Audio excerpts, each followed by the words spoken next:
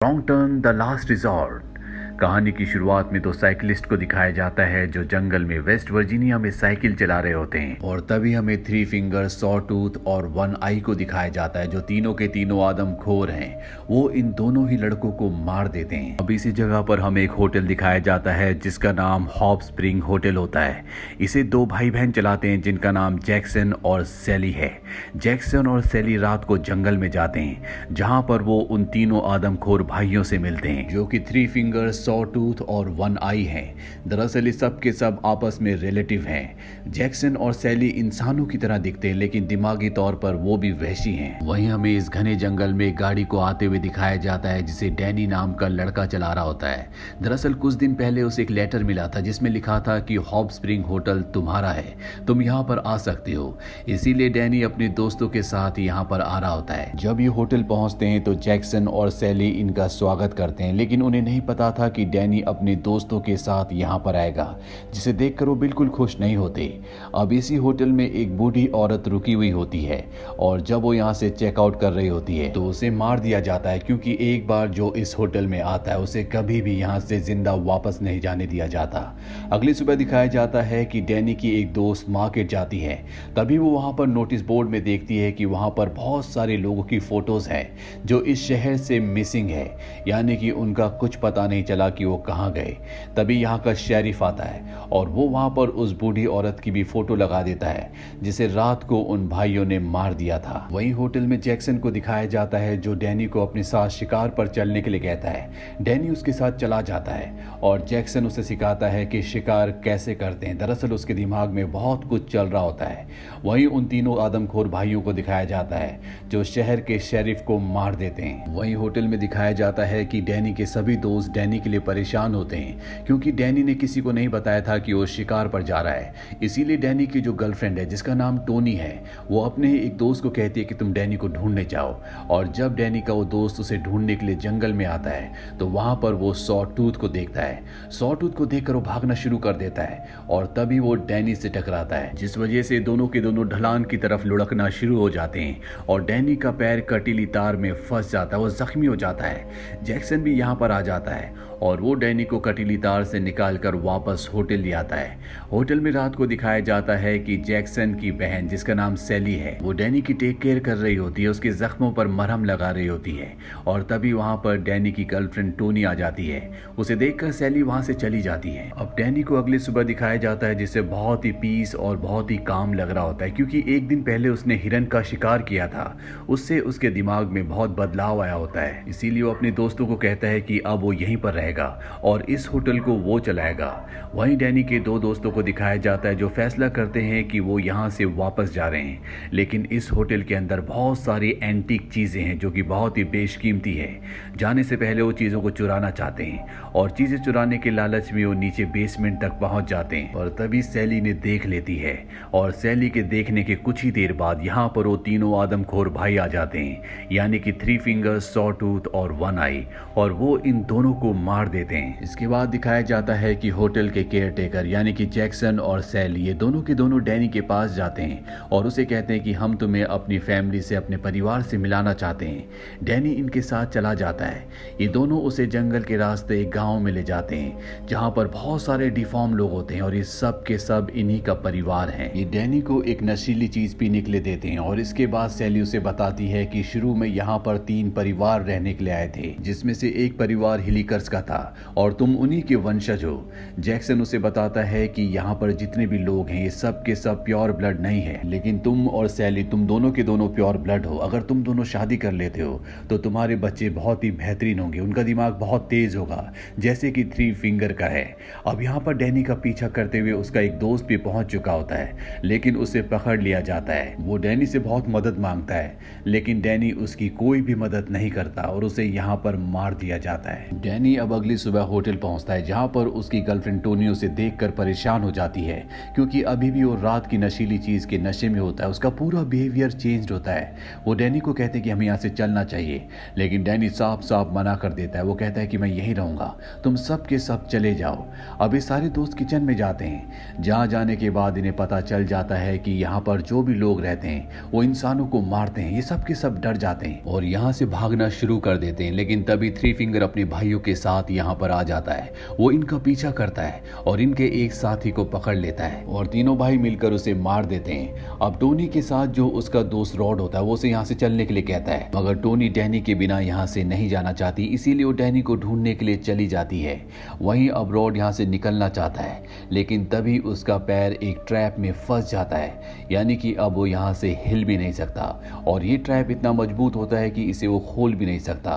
पर इससे पहले कि वो किसी की मदद लेता, यहाँ पर वो तीनों आदमखोर भाई आ जाते हैं और रॉड को मार देते हैं। वहीं टोनी को दिखाया जाता है जो डैनी को ढूंढ रही होती है, लेकिन तभी उसका सामना सैली से होता है। सैली और इसके बीच में लड़ाई शुरू हो जाती है। टोनी किसी तरह से सैली का मुंह गर्म पानी में डाल देती है और इसके बाद गोली चलाकर वो उसे जख्मी कर देती है। तभी यहाँ पर डैनी आ जाता है। वो टोनी से गन छीन लेता है और सीधा सैली के पास जाता है, ये देखने के लिए कि वो ठीक है कि नहीं। इसके बाद वो अपनी गर्लफ्रेंड टोनी से कहता है कि तुम यहाँ से भाग जाओ, नहीं तो तुम्हें यहाँ पर लोग जिंदा नहीं छोड़ेंगे। अब टोनी यहाँ से भागने लगती है, लेकिन तभी यहाँ पर होटल का दूसरा केयरटेकर जिसका नाम जैक्सन है वो आ जाता है। वो टोनी को पकड़ लेता है। टोनी अपनी जान बचाने के लिए उससे हाथापाई करती है और इस हाथापाई में वो जैक्सन को मार देती है। इस बात से डैनी को गुस्सा आता है, क्योंकि वो उसी के परिवार का था और वो अपनी ही गर्लफ्रेंड टोनी पर गन तान देता है और तभी पीछे से थ्री फिंगर आता है और वो टोनी को मार देता है। इस पूरे इंसिडेंट के कुछ दिनों बाद दिखाया जाता है कि अब डैनी इस होटल को चलाता है। यहाँ पर बहुत सारे लोग आते हैं जिनका ये सब मिलकर शिकार करते हैं, क्योंकि ये सब के सब आदमखोर हैं। साथ ही डैनी और सैली एक दूसरे के साथ रिश्ता भी बनाते हैं ताकि इनका परिवार आगे बढ़ सके, इनके बच्चे हो सकें। इसी के साथ ये पार्ट यहीं पर खत्म हो जाता है। इसके नेक्स्ट पार्ट में, जो कि इसका लास्ट पार्ट है, उसकी शुरुआत में दिखाया जाता है कि स्कॉट नाम का एक आदमी वर्जीनिया के एक छोटे से टाउन में आता है। दरअसल 6 हफ्तों पहले उसकी बेटी अपने दोस्तों के साथ यहीं पर आई थी और इसके बाद उसका कुछ पता नहीं चला। स्कॉट उस जगह भी जाता है जहां पर उसकी बेटी ने अपने दोस्तों के साथ स्टे किया था, लेकिन वहां से भी उसे कोई मदद नहीं मिलती। पर जब वो एक लोकल बार में जाता है तो वहां पर एक आदमी कहता है कि तुम्हारी बेटी अपने दोस्तों के साथ यहाँ पर आई थी, लेकिन वो हाइकिंग करने उस जगह गए जो कि बहुत ही खतरनाक है और वहां से कभी भी कोई भी वापस नहीं आता। यहाँ से कहानी फ्लैशबैक में जाती है और 6 हफ्तों पहले का वक्त दिखाया जाता है, जहां पर स्कॉट की बेटी जेन अपने बॉयफ्रेंड और कुछ दोस्तों के साथ इसी जगह पर हाइकिंग करने के लिए आई होती है। और जब ये जंगल में हाइकिंग करने के लिए जाते हैं तो एक रॉन्ग टर्न ले लेते हैं। कुछ दूर जाने के बाद इन्हें सामने से लकड़ी का एक बहुत बड़ा टुकड़ा इन्हीं की तरफ आता हुआ दिखाई देता है।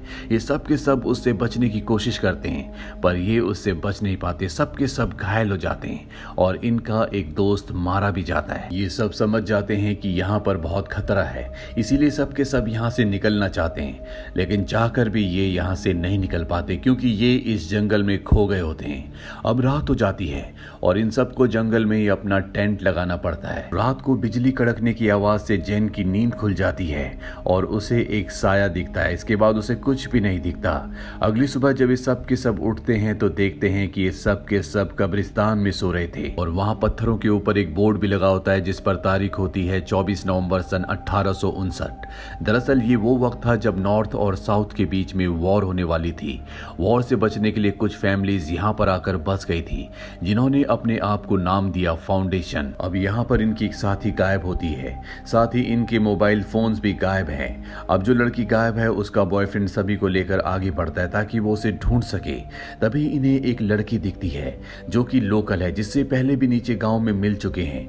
इसका नाम रूथी होता है। रूथी ने देखते ही भागना शुरू कर देती है। सब उसका पीछा करते हैं और तभी इनके एक साथी का पैर ट्रैप में फंस जाता है, जो उसे खींचकर एक बहुत गहरे गड्ढे में धकेल देता है।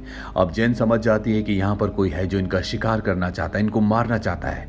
वो अपने साथियों से कहती है कि हमें यहाँ से निकलना होगा और मदद लानी होगी। इसीलिए वो अपने 2 साथियों के साथ यहाँ से आगे बढ़ जाती है और जब ये आगे जाते हैं तो ये एक ऐसी जगह पहुंचते हैं जहाँ पर बहुत सारे टूरिस्ट का सामान होता है। यहाँ पर हथियार भी होते हैं। अब ये तीनों के तीनों यहाँ से कुछ हथियार उठाकर वापस अपने दोस्त के पास जाने लगते हैं। हैं और जब वे वहां पहुंचते हैं तो देखते हैं कि दो आदमी जिन्होंने बहुत ही खतरनाक, बहुत ही भयानक नकाब पहना हुआ है, वो इनके उस दोस्त को जो गड्ढे के अंदर गिर गया था उठाकर ले जा रहे होते हैं। वो बेहोश होता है। ये तीनों के तीनों उन्हें रोकते हैं। ये दोनों के दोनों आदमी जो नकाब पहनकर यहाँ पर खड़े हैं, ये एक अजीब सी भाषा में एक दूसरे से बात कर रहे होते हैं जो इन तीनों को समझ में नहीं आती। और तभी इनके उस साथी को जिसे ये ले जा रहे थे उसे होश आ जाता है और वो वहीं पड़ी हुई लकड़ी के एक टुकड़े से एक को मार देता है। ये देखकर उसका साथी डर कर यहाँ से भाग जाता है। अब इनकी वो साथी जो जंगल में कहीं गायब हो गई थी, जिसे ढूंढने के लिए जा रहे थे, वो भी आ जाती है। वो बताती है कि मैं जंगल में फ्रेश होने के लिए गई थी, लेकिन तभी मैंने इन भयानक नकाबपोश लोगों को देखा जिससे मैं डर गई और मुझे ना चाहते हुए भी छुपना पड़ा। अब ये सब के सब यहाँ से आगे बढ़ते हैं और बहुत सारे नकाबपोश लोग जो इनका पीछा कर रहे हैं, उन्होंने इनके लिए यहाँ पर बहुत सारे ट्रैप्स बिछाए होते हैं और उन्हीं ट्रैप्स में से एक ट्रैप में इनकी साथी गिर जाती है जहाँ पर बहुत ही नुकीली नुकीली लकड़ियां होती है। वो बहुत बुरी तरह से जख्मी है। अब उसकी जिंदगी का शायद ये आखिरी वक्त है। उसका बॉयफ्रेंड जब ये देखता है तो डर कर यहाँ से भाग जाता है और इन सभी लोगों को नकाबपोश लोग पकड़ लेते हैं। यहाँ पर वो लड़की भी होती है जिसका नाम एडिथ है, जो इन्हें देखकर भागी थी। अब इन सब को ये यहाँ से अपने गांव की तरफ ले जाते हैं। ये वही फाउंडेशन के लोग हैं जो सन 1859 में बना था। वहां पहुंचने के बाद इनके गांव के सरदार को दिखाया जाता है जो यहाँ का एक तरह से जज भी होता है, जिसका नाम वेनेबल है। अब क्योंकि इन्हीं के एक साथी ने फाउंडेशन के एक मेंबर को मारा है जिसने नकाब पहना था, इसीलिए वेनेबल पूछता है कि क्या ये सच है। हालांकि जैन झूठ बोल देती है कि ये सच नहीं है, लेकिन तभी इनका वो साथी डर जाता है और वो एडिथ को चाकू की नोक पर ले लेता है, पर एडिथ अपने आप को छुड़ा लेती है और वेनेबल उसे सजाए मौत देता है। अब क्योंकि यहाँ पर बाकी सभी लोगों ने झूठ बोला है, इसीलिए वेनेबल कहता है कि तुम सबको डार्कनेस में डाला जाएगा। ये एक तरह की सजा है जिसमें इन सबको अंधा करके काल कोठरी में डाल दिया जाएगा। दरअसल ये जो पूरी की पूरी ऑर्गेनाइजेशन है जिसका नाम फाउंडेशन है, जिसके सब मेंबर्स हैं, वो बाहरी दुनिया से पूरी तरह से डिस्कनेक्टेड है। अब वेनेबल इनके उस साथी को जिसने इनके नकाबपोश साथी को मारा था उसे उसी तरह से मार देता है। ये देखकर इनका एक साथी डर जाता है। वो यहाँ से भागने की कोशिश करता है, लेकिन वेनेबल उसे पकड़ लेता है और उसको अंधा कर देता है। ये देखकर जेन डर जाती है। वो वेनेबल से कहती है कि हम यहाँ पर रहकर तुम्हारी मदद कर सकते हैं, बहुत सारी ऐसी चीजें हैं जो हम जानते हैं। और साथ ही वो वेनेबल की पार्टनर बनने के लिए भी तैयार हो जाती है, यानी कि वो उसके साथ संबंध रखने के लिए तैयार है, क्योंकि उसने देख लिया था कि वेनेबल उसकी तरफ अट्रैक्टेड है। हालांकि वो ऐसा नहीं करना चाहती थी, लेकिन इस वक्त उसके पास इसके अलावा कोई भी रास्ता नहीं होता। वेनेबल कहता है कि अगर तुम में से किसी ने भी भागने की कोशिश की तो उसे मार दिया जाएगा। इसके बाद वेनेबल जेन को अपनी पत्नी के तौर पर स्वीकार कर लेता है। कहानी प्रेजेंट में आती है जहां पर जेन के पिता स्कॉट को दिखाया जाता है जो अपनी बेटी को ढूंढ रहे हैं और एक बार फिर से उसी होटल की ओनर से मिलते हैं जहां पर उसकी बेटी और उसके दोस्तों ने स्टे किया था। और इस बार वो ओनर उसे सारा सच बता देती है। वो कहती है कि अब तुम्हारी बेटी और उसके दोस्त जिंदा नहीं बचे होंगे। वो स्कॉट को फाउंडेशन ग्रुप की सच्चाई बता देती है और कहती है कि वो हमें परेशान नहीं करते और ना ही हम उन्हें परेशान करते हैं। तुम उस तरफ जाने की कोशिश मत करना, क्योंकि अगर तुम उस तरफ गए तो तुम भी नहीं बचोगे। लेकिन स्कॉट अपनी बेटी को बचाने के लिए जाना चाहता है, पर यहाँ जो टाउन के लोग होते हैं वो नहीं चाहते कि स्कॉट ऐसा करे, इसीलिए वो उसे मारने लगते हैं। पुलिस वाला भी यहाँ पर आ जाता है, लेकिन वो देखकर भी कुछ नहीं करता, क्योंकि वो भी इन सब के साथ मिला हुआ है। पर स्कॉट भी जिद्दी होता है। वो अपनी बेटी के बिना इस जगह से वापस नहीं जाना चाहता, इसीलिए अगली सुबह वो एक टूरिस्ट गाइड को हायर करता है। इसमें होटल की ओनर भी उसकी मदद करती है और अब स्कॉट टूरिस्ट गाइड और उसके बेटे के साथ जंगल की तरफ बढ़ चलता है। और कुछ ही देर बाद ये उस इलाके में पहुंच जाते हैं जो फाउंडेशन के लोगों का इलाका है, जहां पर जगह जगह पर ट्रैप बिछे हुए हैं और एक ट्रैप में टूरिस्ट गाइड गिर जाता है। उसकी और उसके बेटे की मौत हो जाती है और अब स्कॉट यहाँ पर अकेला बचा है, पर वो वापस नहीं जाना चाहता, इसीलिए वो जंगल में आगे की तरफ बढ़ चलता है। और कुछ ही देर बाद उसे फाउंडेशन के लोग पकड़ लेते हैं और उस जगह ले आते हैं जहां पर स्कॉट की बेटी है। पर स्कॉट साफ साफ मना कर देती है कि मैं तुम्हारे साथ नहीं आऊंगी, मैं फाउंडेशन का हिस्सा हूं और अब ताउम्र मैं यहीं पर रहूंगी।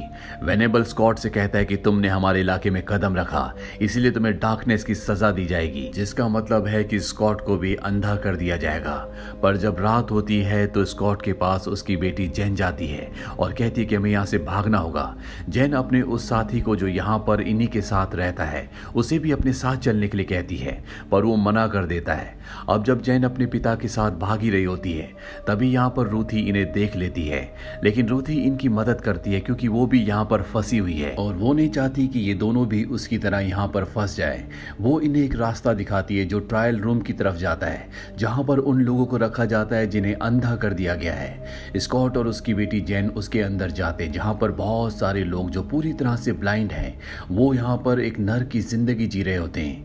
यहाँ पर जेन का दोस्त भी होता है जिसकी हालत बहुत ज्यादा खराब होती है। जेन उसे मर्सी किलिंग देती है क्योंकि वो जानती है कि ये उनके साथ नहीं जा सकता और यहाँ पर ऐसी जिंदगी जीने से अच्छा है कि वो मर जाए। अब इससे पहले कि ये यहाँ से बाहर निकलते, एडिथ और उसका साथी इन पर हमला कर देता है, लेकिन जेन उन दोनों को मार देती है और अब जेन अपने पिता के साथ यहाँ से बाहर निकल जाती है, जहाँ पर इन्हें नेड नाम का आदमी मिलता है जो अपने साथियों के साथ यहाँ पर होता है। दरअसल टाउन में इसने स्कॉट के ऊपर हमला किया था। ये स्कॉट को बताता है कि आज से 6 साल पहले इन्हीं जंगलों में मेरा भांजा खो गया था, उसके बाद वो कभी भी वापस नहीं आया और मैं नहीं चाहता था कि तुम भी इन जंगलों में जाओ, इसीलिए मैंने तुम्हारे ऊपर हमला किया। मैं तुम्हारी जान बचाना चाहता था। अब यहाँ पर फाउंडेशन के बहुत सारे लोग इन्हें आकर पकड़ने की कोशिश करते हैं, पर नेड इन सब को गोलियों से उड़ा देता है और जेन को और उसके पिता स्कॉट को सुरक्षित वापस टाउन में ले आता है। इस घटना को अब कुछ महीने बीत चुके हैं। स्कॉट और उसकी बेटी जेन अब इस सदमे से पूरी तरह से उभर चुके हैं। एक दिन जेन के घर पर वेनेबल और रूथी आते हैं। वेनेबल जेन की स्टेप मॉम को झूठ कहता है कि वो उनके नए पड़ोसी हैं और जब शाम को जेन घर वापस आती है तो वो देखती है कि वहां पर वेनेबल है। वेनेबल अपनी मॉम को और अपने स्टेप ब्रदर को अंदर भेज देती है। वेनेबल देखता है कि जेन प्रेग्नेंट है। वो समझ जाता है कि उसके पेट में उसी का बच्चा है। जेन वेनेबल से कहती है कि मैं तुम्हारे साथ चलने के लिए तैयार हूँ, लेकिन तुम मेरी फैमिली को कुछ नहीं कहोगे और आज के बाद यहाँ पर कभी नहीं आओगे। इसके बाद जेन वेनेबल के साथ बैठकर उसकी गाड़ी में यहाँ से निकल जाती है। गाड़ी में वेनेबल के और भी साथी होते हैं, यानी कि फाउंडेशन के लोग, लेकिन तभी इनकी गाड़ी का एक्सीडेंट हो जाता है और इस मौके का फायदा उठाकर जेन वेनेबल और उसके साथियों को मार देती है और रूथी, जिसने जंगल में उसकी और उसके पिता की मदद की थी, उसका हाथ पकड़कर अपने घर की तरफ चल देती है और इसी के साथ ये फिल्म खत्म हो जाती है। रॉन्ग टर्न की ये फिल्म बाकी सभी फिल्मों से अलग है क्योंकि पिछले सभी पार्ट्स में रॉन्ग टर्न का थीम सेम था, जिस वजह से लोग शायद बोर हो गए थे और डायरेक्टर ने, राइटर ने इसीलिए थीम को बदलने की कोशिश की है। उम्मीद करते हैं कि आपको ये कहानियां पसंद आई होंगी।